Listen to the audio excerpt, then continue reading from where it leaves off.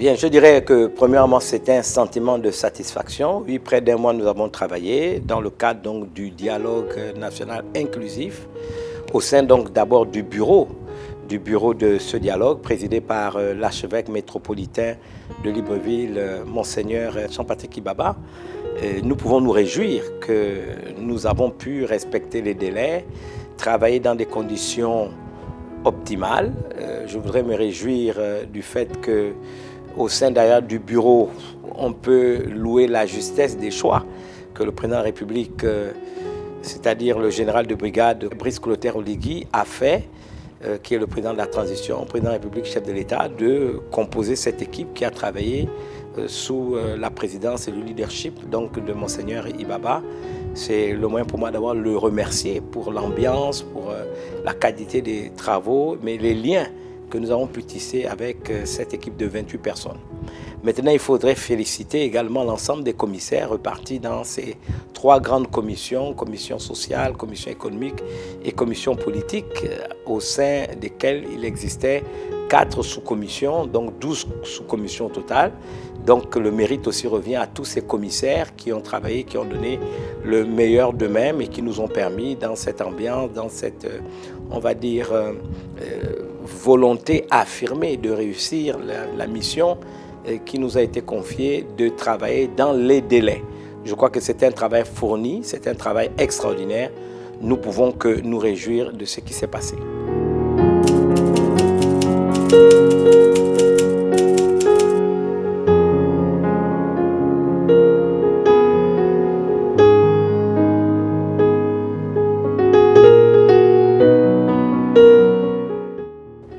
Alors, il faut d'abord dire que nous avons eu l'aide du comité technique à travers le ministère de la Réforme, dont Madame le ministre Muriel Minkwe, épouse Minsa, a été, on va dire quoi, le maître d'œuvre.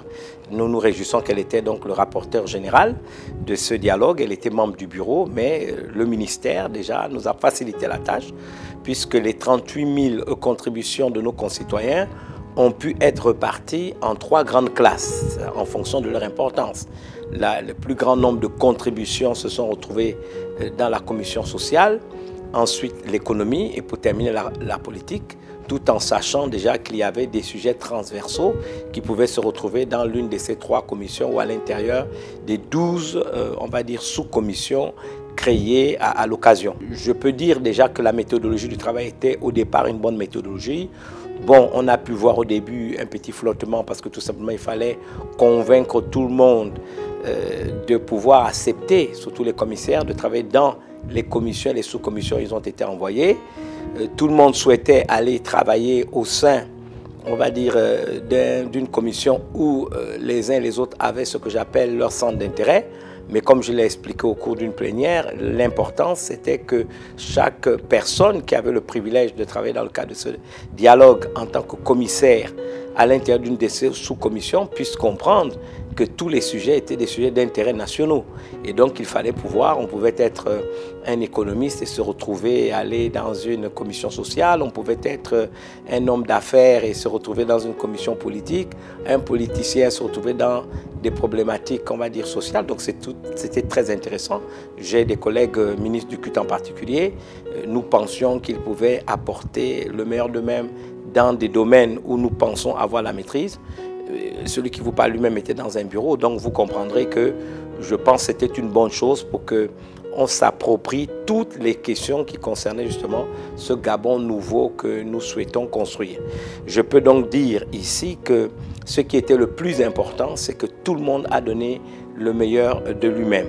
Et encore une fois, merci au comité technique, merci à Madame le ministre qui a fait preuve d'un grand professionnalisme avec ses équipes pour avoir réussi, vous savez, à repartir en 3 grandes commissions ces, on va dire, différentes contributions qui ont été nombreuses. D'abord, on vous parle de 38 000, mais même pendant le dialogue, je peux vous assurer que il y avait encore des contributions qui continuaient à arriver. Et donc c'est tout à l'honneur, on va dire, de ce dialogue d'avoir pu avoir autant de contributions. Et donc voilà, mais la tâche quand même nous a été facilitée par ce comité technique à travers le ministère de la Réforme, donc, qui nous a aidé justement à pouvoir mieux maîtriser la méthodologie de travail qui s'imposait pour réussir à relever ce défi.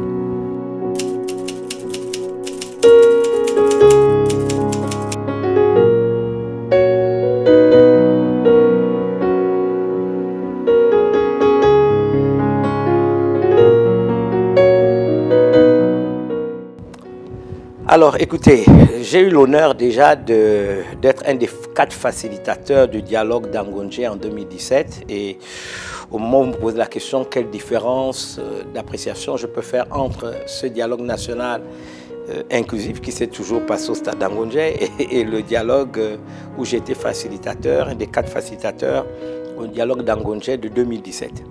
La première chose, c'est le fait que le dialogue que nous venons d'achever était un dialogue national mais inclusif. Enfin, nous sommes parvenus à organiser un dialogue où il n'y avait pas que des politiciens ou 2 camps qui s'affrontent, mais les forces vives de la nation représentées par la société civile, par des organisations non gouvernementales, par des communautés religieuses, par des traditionalistes, donc des représentants des traditions, des politiciens bien sûr, des hautes personnalités, on va dire, de l'administration centrale, des hommes d'affaires, des membres du CTRI, puisqu'ils étaient également présents, des délégués, vous imaginez, spéciaux, venus de toute l'étendue du territoire, donc des 9 provinces du pays. C'est quand même une chose extraordinaire et je pense que ça a été, pour moi personnellement, une expérience fabuleuse, d'autant plus que ces personnes ont travaillé. La deuxième chose, c'est que la sérénité, le climat paisible, on va dire l'assiduité au travail. Nous avons vu des gens travailler très tard, nous avons vu des commissaires travailler dans leurs différentes commissions, on va dire concentrés à la tâche, au-delà bien sûr des sujets qui quelquefois pouvaient être houleux, passionnés, mais qui en aucun moment, n'est-ce pas, n'ont altéré, on va dire, les objectifs et les buts du dialogue, parce que tout le monde s'est donné à cœur joie de donner le meilleur de lui-même. Il faudra aussi ajouter à cela la bonne ambiance qui a dicté, n'est-ce pas, ces travaux. Je garde l'expérience particulièrement de ce que j'ai vécu au niveau du bureau avec l'archevêque Ibaba, que je voudrais remercier encore une fois, ses vice-présidents. Je pense au président de l'église évangélique qui était vice-président, premier vice-président. Alors j'ai pris la peine de noter les noms parce que je pourrais peut-être en oublier un. Vraiment la justesse des choix que le président de la République a fait pour cette équipe. Le révérend Logo Ango Louis Sylvain, nous avions le deuxième vice-président Ngouambina, prophète Ngouambina, béni. Nous avons M.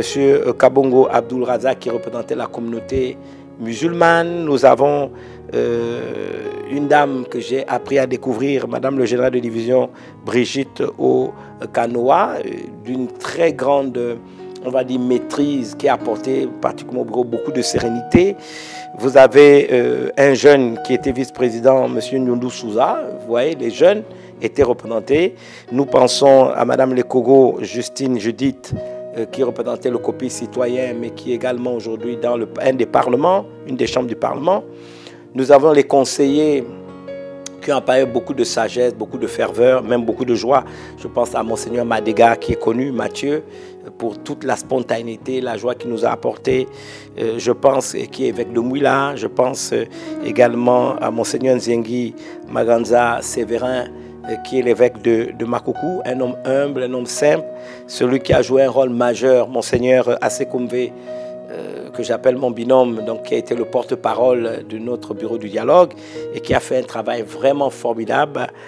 Nous pensons au rapporteur, dont je parlais tantôt de Madame le ministre des Réformes, Madame Minkwe Muriel, épouse Minsa, pour son travail, son professionnalisme. Nous n'oublions pas tous les autres rapporteurs que nous avons découverts, Monsieur Ndomba Jean Faustin, vraiment des hommes d'expérience.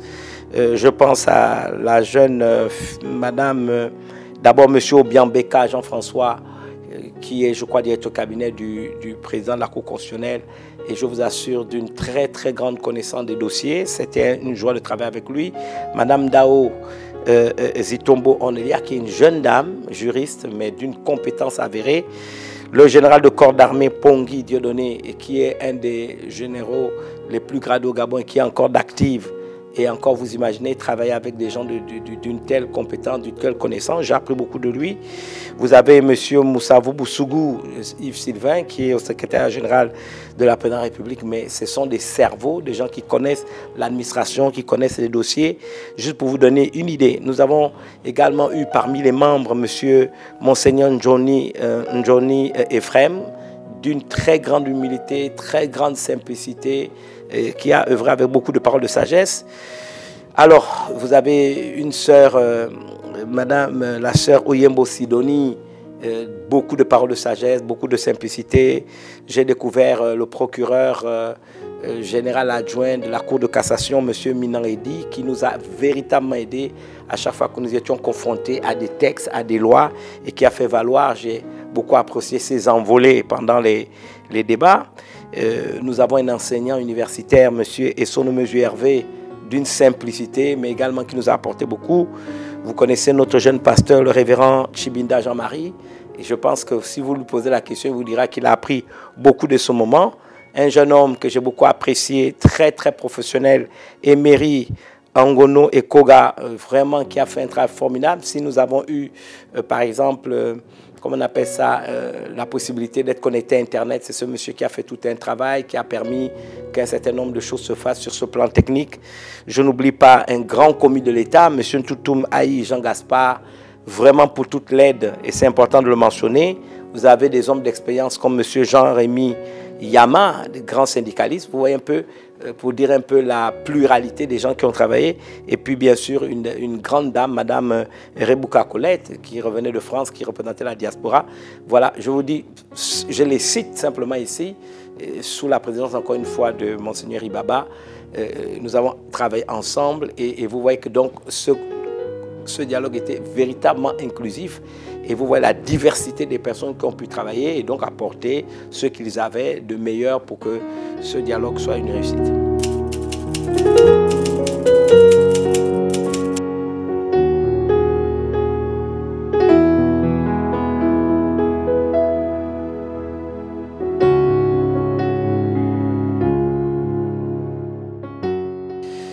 Écoutez, j'essaierai de répondre de manière très objective et de manière directe parce que je crois que c'est des procès en sorcellerie qu'on commence à faire au dialogue. Sinon, comme je l'ai lu dans la toile, certaines réactions, c'est un procès injuste à l'égard du CTRI et même, je peux dire même, une méconnaissance du travail, des objectifs et des buts du dialogue. La première chose qu'il faudrait rappeler, c'est que le dialogue n'a pas inventé la matière première avec laquelle, n'est-ce pas, avec laquelle, on va dire, les commissions ont travaillé. Ce sont les contributions, 38 000 ou plus même, de nos compatriotes gabonais qu'il fallait étudier, qu'il fallait rassembler, il fallait, on va dire quoi, formuler à travers ces résolutions la manière dont cela pouvait être mis au prochain, on va dire, comité de suivi, n'est-ce pas, qui aura encore un travail à faire pour que ces résolutions qui ont été remises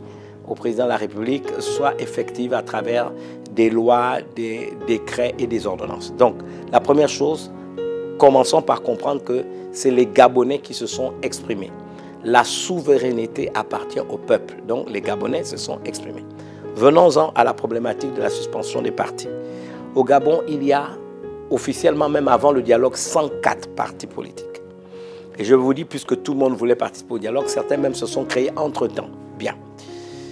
Qu'est-ce que les Gabonais veulent? Les Gabonais ont exprimé leur ras-bol de voir des partis qui sont effectivement inexistants. Les Gabonais estiment pour une population de 2 millions d'habitants, 104 partis, 105 ou 106, ce n'est pas important, d'autant plus qu'ils sont subventionnés par l'État. Cet argent, une bonne partie de l'argent, les Gabonais ont exprimé qu'ils veulent que cela passe pour, n'est-ce pas, le développement du pays. Bon. Comment faire? Il fallait qu'au niveau des la commission politique en particulier, qui avait à l'intérieur des sous-commissions, régime et institutions, qui avait liberté, je crois, justice et droit, qui avait également deux autres commissions, puissent se prononcer sur la question. Il faut mettre des nouvelles règles qui permettent à un parti de pouvoir être subventionné. Ça veut dire un certain nombre de membres au niveau national. Je crois que c'est entre 18 000 et 20 000 membres. Il faudrait en plus de ça, je crois 5 élus locaux à la prochaine élection. Non, 5 élus au niveau des élections législatives, c'est-à-dire à l'échelle du pays, au minimum 5. Vous savez que c'est le chiffre qui permet de créer au sein de l'Assemblée nationale un groupe parlementaire. Il faudra aussi 30 élus locaux. Donc ça, c'est ce que nous avons pu traduire au-delà de la manière dont les Gabonais l'ont exprimé. Donc, c'est ce qui a été acté. Ça veut donc dire quoi? Ça veut dire qu'aucun parti n'a été dissous.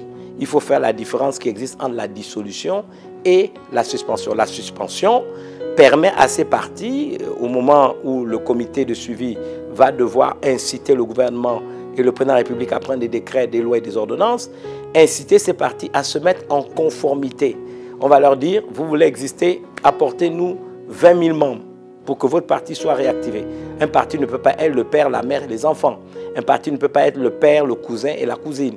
Ça ne peut pas marcher comme ça.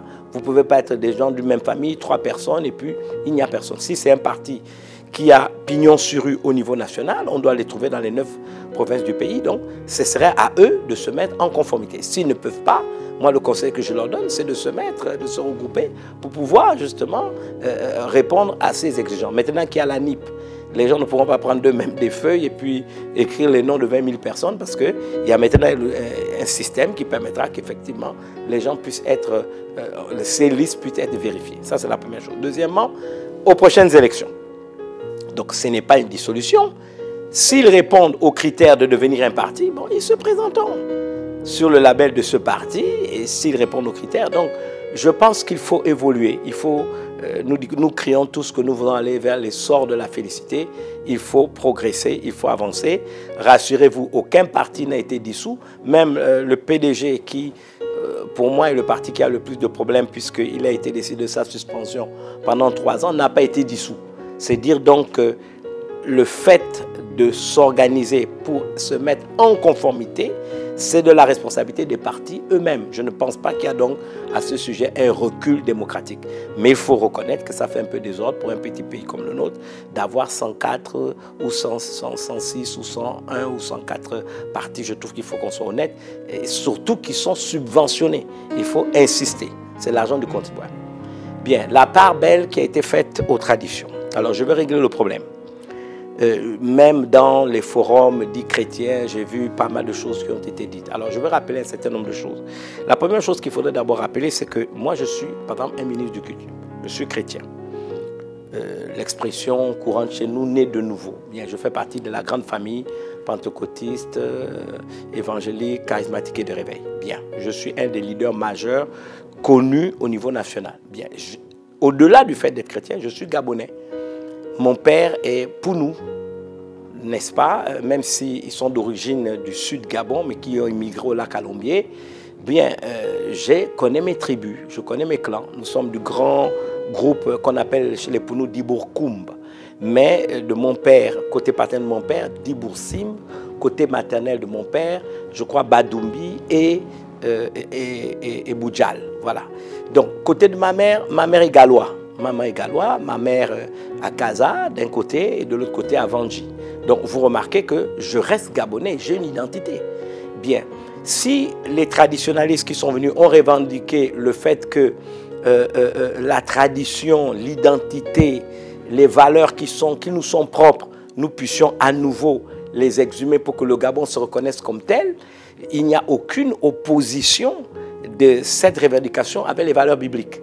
Cela ne veut pas dire qu'il n'y a pas de malentendus qu'il faudrait préciser. Je vais vous donner un exemple. Dans la discussion, les traditionalistes ont souhaité qu'on invoque maintenant la manne des ancêtres. Et comment moi je le perçois et comment je l'ai expliqué. Donc, nous avons une femme extraordinaire, Maman Benga, qui est une des femmes qui défend la tradition dans notre pays, avec qui j'ai beaucoup appris, puisqu'elle était elle-même, j'ai même oublié de la citer, Maman Benga, a été une des vice-présidentes, membre de notre bureau du dialogue. Et on a appris beaucoup d'elle. C'est une femme atypique, c'est une femme de caractère. Et j'ai même fait un plateau avec elle sur le sujet et je lui ai dit ceci. Lorsque j'entends nos traditionnels dire qu'ils veulent invoquer la manne des ancêtres, je leur rappelle d'abord que la notion de manne n'est pas un mot tiré de nos langues maternelles.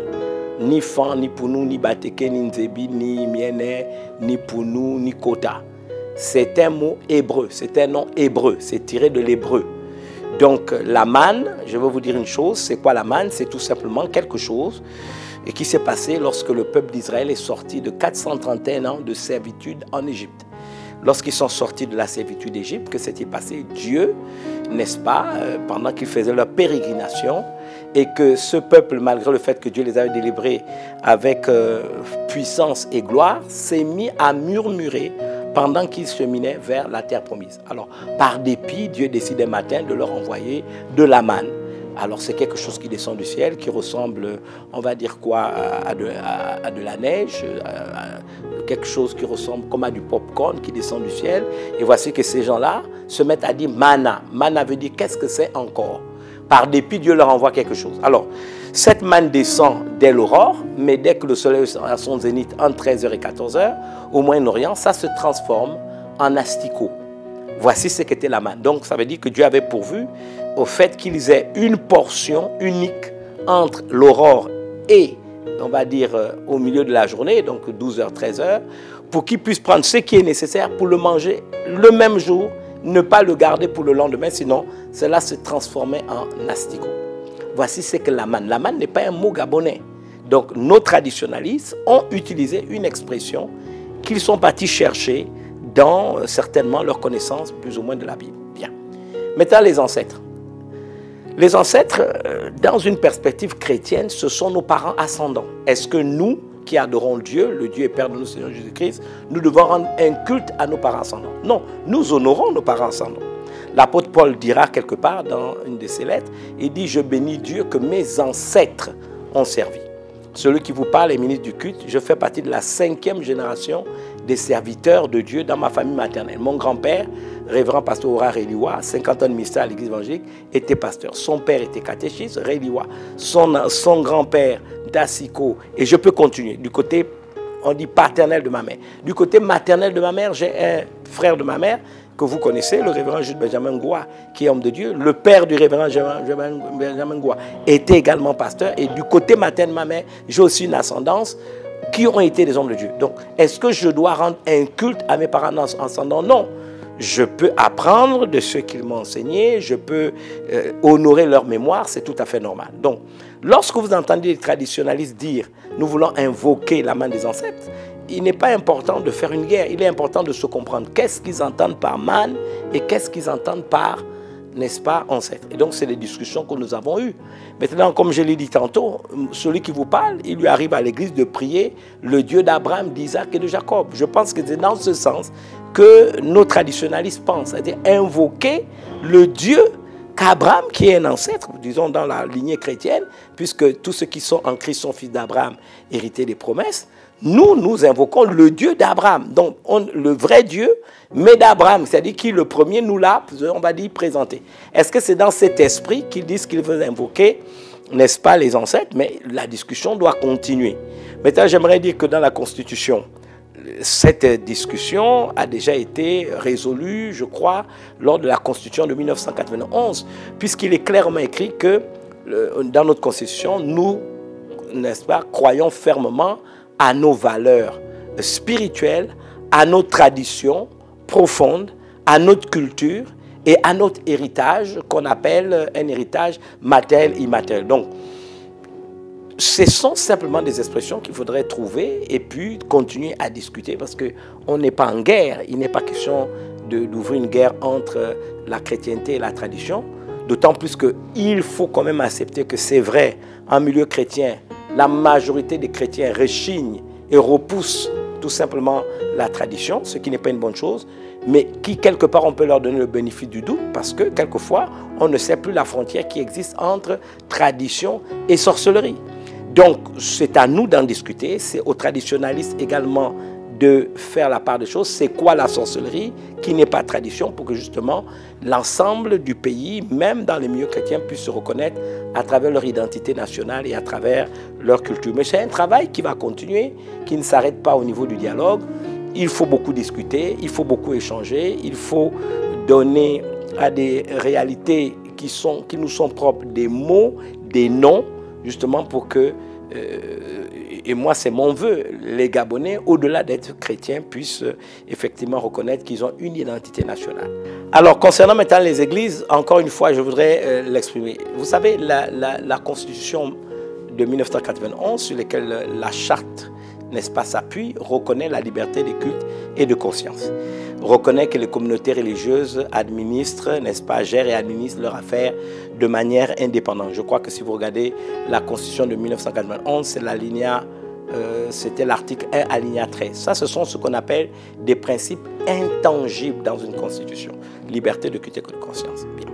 La deuxième chose qu'il faut rappeler, et je voudrais rassurer les églises, c'est que la loi est abstraite. La loi est impersonnelle. La loi ne peut pas être discriminatoire. Une loi discriminatoire, c'est une loi qui s'adresse à un groupe de personnes. Dans les débats que nous avons eus, parce que je l'ai encore dans ma tête et c'est des sujets qui me passionnent, donc vous devez comprendre que pendant la plénière, on va dire restreinte, où cette question a été abordée, nous avons reconnu que la liberté de culte et de conscience est reconnue pour tous, mais sous réserve de l'ordre public. Donc nous avons précisé qu'il est tout à fait normal que si à un moment donné, dans nos pays, on remarque qu'il y a une pratique cultuelle qui, n'est-ce pas, favorise le désordre, le démembrement de la nation, etc., bon, ces gens se retrouveront, n'est-ce pas, face à la loi. Donc, il n'y a pas de feu à la demeure, ça encore, ce sont des interprétations. Il y aura un comité de suivi, justement, pour que ces questions soient précisées. Et à partir de ce moment, mais il n'y a pas été dans l'intention d'abord des commissaires, ni d'abord des membres du bureau, n'est-ce pas, auquel j'ai fait partie, de remettre en cause la liberté de culte de conscience, la pratique cultuelle. Il n'y a pas d'entité, fût-elle étatique, qui vient s'immiscer dans la pratique du culte. Ce n'est pas ce que le dialogue a décidé. Les Gabonais, quand même, ont fait part d'un certain nombre d'inquiétudes. Quelquefois, quand il y a des rues qui sont occupées, quelquefois qui dérangent, bon, les nuisances sonores sont des réalités. Toutes ces choses ont besoin d'être simplement codifiées et c'est à cela qu'on va aller. Et j'oubliais même pour ceux qui ont peur de la tradition, on a parlé des tradis praticiens par exemple. Nous pensons qu'il y a des bons tradis praticiens, mais comme nous l'avons demandé, il faut certifier ce qu'ils font, s'ils sont capables véritablement d'utiliser les plantes pour soigner. Bon, écoute, il faut qu'ils soient connus, qu'ils soient certifiés pour qu'effectivement, ils puissent apporter leur connaissance pour le bien-être de nos populations. Je donne un exemple très simple. Quand il y a eu la crise du Covid, beaucoup, n'est-ce pas, se sont réfugiés derrière nos méthodes de travail. Les gens ont fait des bains de vapeur, vous vous rappelez? Les bains de vapeur, bon, ils l'ont fait avec des plantes, avec des arbres fruitiers, avec des écorces, etc. Et cela a sauvé beaucoup de Gabonais. Donc, faire un bain de vapeur pour, n'est-ce pas, se sauver d'une épidémie ou d'une pandémie qui tuait des personnes, ce n'est pas de la sorcellerie, c'est une connaissance, mais cette connaissance, il faut la vulgariser, il faut l'enseigner. Il y a eu le débat sur le fait qu'est-ce que la tradition doit être enseignée dans nos établissements. Je fais partie de ceux qui le souhaitent, mais pas la sorcellerie. C'est-à-dire que moi, je me vois mal quelqu'un sous le prétexte de la tradition, mettre le kaolin et faire des invocations, je ne sais pas, sur mes enfants qui sont à l'école. Je dirais fermement non, ce n'est pas ce qui a été dit au dialogue. Mais la tradition, ce sont nos valeurs. Vous voyez que l'Occident, avec ce que nous voyons dans les chaînes TV-Sat, même dans les dessins animés, vous voyez maintenant des enfants qui s'embrassent, des enfants qui s'attouchent, deux garçons qui sont ensemble, etc. Ça fait un peu désordre. Donc revenons sur nos valeurs intrinsèques. Et je peux vous dire en Afrique en particulier, il y a bien des valeurs qui sont conformes aux valeurs qui sont dans la Bible. Et nous devons encourager cela. C'est la raison pour laquelle je voudrais encore rassurer tout le monde que ce n'est pas ce qu'on dit dans les réseaux sociaux et le Congo ça.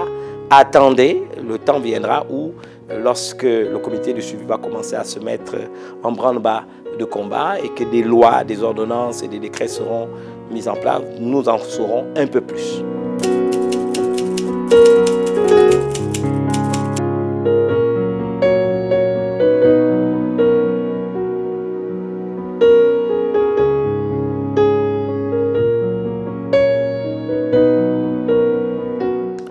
Écoutez, je me réjouis d'avoir eu l'opportunité de répondre à ces différentes questions. Et votre dernière question a deux volets. D'abord, la première chose, les aspirations, on va dire les espoirs que je nourris. Je pense que le plus grand défi d'abord auquel nous sommes confrontés, c'est le défi, on va dire, du changement des mentalités. Le changement des mentalités au niveau de nos populations, au niveau de nos compatriotes et je dirais à tous les niveaux de la société. Quand je parle de changement de mentalité, il faudrait à nouveau rappeler aux Gabonais que nous avons la grâce d'être un pays qui, à travers ce coup de libération, il n'y a pas eu de bain de sang. Il n'y a pas eu de chasse aux sorcières. Il faudrait que le Gabonais sache ce qu'il veut réellement. Ça ne peut pas se passer comme ça, bon, ça arrivé, et nous continuons à garder les mêmes réflexes qui ont nui. Ce que je remarque au niveau, encore une fois, du changement de mentalité, c'est le comportement que les Gabonais ont à l'égard des étrangers. Il est évident, et ça je le reconnais, que beaucoup d'étrangers ont abusé de l'hospitalité des Gabonais. Je dis bien beaucoup d'étrangers ont été méchants. Certains ont eu la grâce d'avoir même des postes de responsabilité, ont détourné des sommes colossales et sont partis investir dans le pays avec l'argent du Gabon.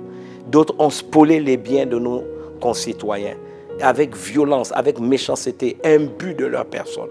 Alors les choses sont en train de changer. Les lois vont changer à ce niveau-là. On a parlé longuement du foncier, on a parlé bien d'autres choses. Mais j'aimerais vous dire quelque chose. Cela ne nous donne pas le droit de nous faire justice nous-mêmes. On ne peut pas se lever le matin et commencer à taper les étrangers. Non, cela va desservir l'image du Gabon et tout le travail qui s'est fait au niveau du dialogue. Vous devez savoir que le monde est devenu un village planétaire. Tout le monde nous regarde. Il y a une justice, il y a un cadre, il y a un processus auquel vous et moi, nous devons adhérer pour régler ce genre de problème. Dès que c'est la haine qui nous motive, il y a beaucoup de confusion et nous pouvons commettre des grandes erreurs. Il y a une justice. Laissons la justice faire. S'il y a des gens qui continuent à mal se comporter, il y a des administrations. Allez là-bas, exprimez-vous, parce que sinon nous allons salir l'image du Gabon et nous n'en avons pas besoin. Aujourd'hui, le Gabon a besoin d'investisseurs pour construire. Aujourd'hui, les Gabonais ont besoin de transfert de technologie pour, n'est-ce pas, pouvoir s'approprier, on va dire, des techniques, des méthodes, des moyens que demain nous pourrons utiliser nous-mêmes pour travailler. Je parle encore du changement de mentalité. Pour prendre un dernier exemple, c'est par exemple, vous savez qu'un décret présidentiel permet aux Gabonais maintenant d'avoir des financements des marchés publics, n'est-ce pas, je pense jusqu'à l'ordre de 150 millions de francs CFA. Bon, mais il y a encore un problème de changement de mentalité. Combien de Gabon ont une petite PME, une petite entreprise, parce qu'ils sont partis prendre un agrément quelque part, mais n'ont pas de siège, n'ont pas de compte bancaire, n'ont aucune organisation. Et quand vous allez postuler au marché public, mais les marchés publics ont aussi une nomenclature et des règles pour vous donner un marché. Comment vont-ils donner un marché, même si vous êtes Gabonais, si vous n'avez pas de siège, on ne sait pas où vous êtes, si vous n'avez pas un compte bancaire, s'il n'y a même pas une preuve de ce que vous avez déjà commencé à faire. Et voici comment des Gabonais d'adoption, par exemple, Libanais ou autres, prennent les marchés, parce que quelquefois, ils ont quand même la nationalité, même si certains l'ont pris de manière frauduleuse, et que je fais partie de ceux qui demandent qu'on leur déchoie d'une nationalité qui a été prise de manière frauduleuse, qu'ils soient déchus de cette nationalité. Mais il y a même des Gabonais qui obtiennent des marchés, mais ils n'ont pas de matériel, ils n'ont pas d'équipement, et qu'est-ce qu'ils font? Ils retournent surlouer avec des étrangers le marché qui leur a été donné. Il y a véritablement un besoin de changement de mentalité si nous voulons préserver cette paix, si nous voulons préserver justement les acquis de ce que nous vivons aujourd'hui. Pour terminer donc, je terminerai mes propos en remerciant d'abord et en premier lieu le président de la République, le général de brigade Brice Oligui Nguema, pour la justesse qui était la sienne d'avoir décidé avec ses collègues du CTRI d'organiser le dialogue national. Je pense que c'était une idée géniale. Cela a permis que des Gabonais se parlent, des Gabonais se retrouvent. Et je bénis Dieu pour cela. Je voudrais ajouter, et c'est très important pour moi, mes remerciements à l'archevêque, le métropolitain de Libreville, Monseigneur Baba, pour son leadership. Ça a été vraiment un leader. Je suis fier d'avoir été à ses côtés, que tous les membres du bureau l'ont aidé à réussir sa mission. nous le lui devons parce que depuis le départ, il a assuré, il voulait que ce soit un dialogue inclusif et que rien ne soit écrit d'avance, que ce soit vraiment les commissaires qui l'écrivent. J'ai une pensée pour tous les membres du bureau, mais également pour tous les commissaires, quelles que soient leurs origines, mais je ne serais pas honnête si je ne disais pas que si ce dialogue a réussi, c'est parce que avec monsieur l'archevêque de Libreville, nous avons décidé, tous les membres du bureau, que tout devait commencer par la prière. Je veux vous promettre que dans les réunions exclusives aux membres du bureau, dans les réunions que nous avons organisées au sein des sous-commissions, ou dans les plénières avec les commissions ou la grande plénière, chaque jour que Dieu crée, pendant toute cette période, nous avons commencé par la prière, nous avons terminé par la prière. Et je crois que c'est le fait d'avoir mis aussi Dieu en avant qui a permis que sa grâce se manifeste, ses faveurs se manifestent, et que pour un défi qui semblait difficile à relever, nous avons pu le relever ensemble. Je voudrais donc bénir le Seigneur et vous dire que je crois à la destinée prophétique du Gabon. Ce n'est pas terminé, le dialogue doit continuer dans nos églises, dans nos familles. Nous devons continuer à réfléchir, à penser, à donner de la matière grise qui permettra à nos autorités d'être inspirées dans leurs choix et dans leurs décisions. Je vous remercie donc de m'avoir permis de m'exprimer en ces quelques moments avec vous. Que Dieu vous bénisse, shalom. Et surtout, je voudrais que vous ayez conscience que le regard de Dieu est sur chacun d'entre vous. Que Dieu vous bénisse.